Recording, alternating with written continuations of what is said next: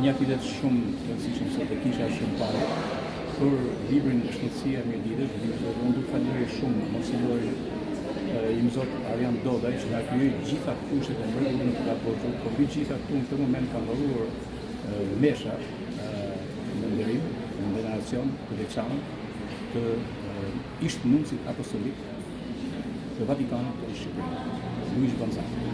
Por edhe një gjithë tjetër që ka përjetuar Monsinjor Arjani, ka të bëjë dhe me i pefshin e diocezës së Sapës dhe me gjithë ngarkesën që pari, ai erdhi i zot Simon Kulli, një nga përftrim që unë sa kam njohur, i cili mund të barazitet me një shenjtë sidomos për të varfrit, për smundjet që në radhë. Dhe kjo e ka bërë domun Monsinjor Arjanin ta bëjë, si thuaç, por erdhi në promovim kishte të peshën e bindjes që ndjen për një prift të ri që ikën atje, dhe ka mbajt një fjalë të shkëlqyer, në parahyrje të gjithë aktivitetit që ishte për librin monografik zhvillimi i shnetësisë së Mjeditit. Unë do ta jap të plot fjalën e Monsinjor Arjanit tu në katedralën e Shënparit, në Disnjak.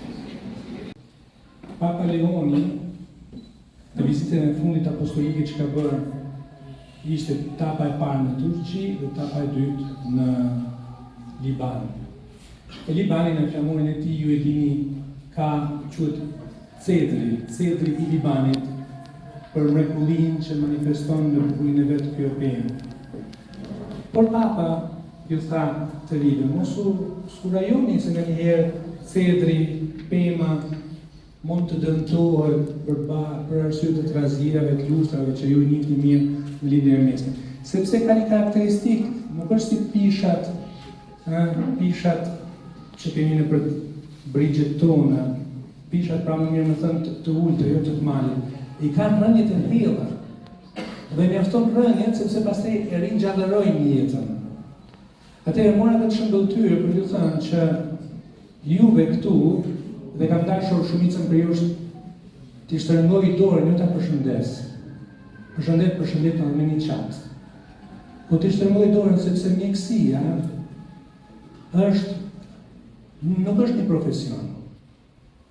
Është një karizmë, është një vokacion që shkon për të folurit. Neve pas pak do premtojmë festën e Krishtlindjes. Dhe në festën e Krishtlindjes do të thuajmë fjalët e Ungjillit ku thuhet pastaj dhe fjala u bë mish. Pra Zoti ka kalu për te fjalës, ka kalu ke vepra.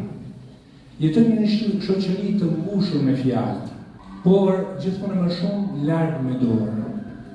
Gjithmonë më shumë larg nga përgdhelja, nga kura, nga shoqërimi, nga shtrëngimi, nga përqafimi, nga inkurajimi, nga bekimi.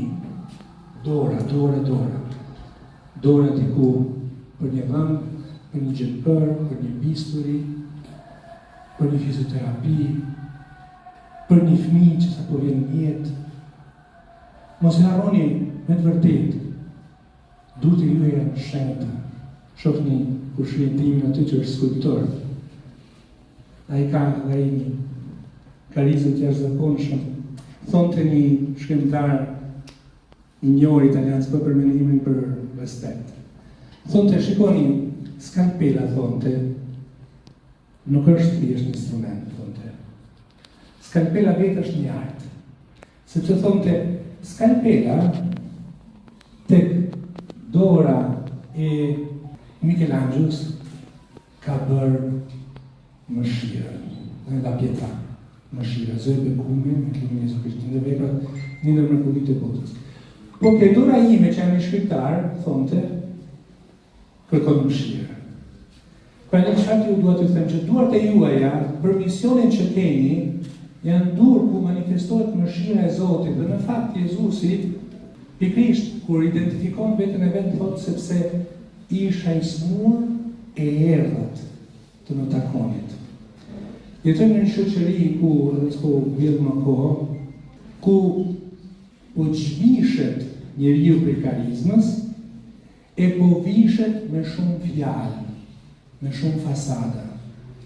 Unë jam shumë mirë njoh Zotit që shumica atyre që kanë kontribuar jo thjesht për me bërë historinë. Historinë pas të ngjelet në për libra, por me jetu, si që keni jetu ju, si ka jetu Kol Dodaj, një ndër pionierët, mendoj, e mjekësisë në aspekti i neonatologjisë në Mjerdit, që ka kuru sa mushkri të njerëzve që ndoshta kanë zbulu mushkrit e Mjerditës në ndokshme në pasurit e saj.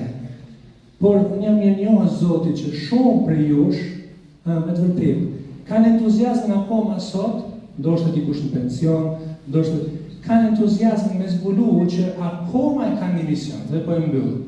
Sot isha me një monsinjor që është përgjegjës i dikasterit për bamirësinë në Vatikan. Dhe po më thonte që Papa Leoni ka inauguruar pikërisht para 2 javësh te Kolonati i Berlinit, nëse keni parasysh kur hyni në pjecën në Shënpjetër, është Kolonati, ka inauguruar një strukturë bamirësie, vetëm mjekësie.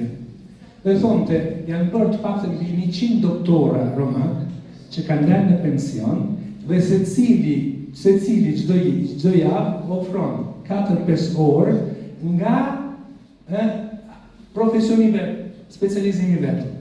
Unë mendoj që në këtë kohë, ndonë se jetja për të pasuruar është gjithmonë demoniake, s'do na lëshoj kohë.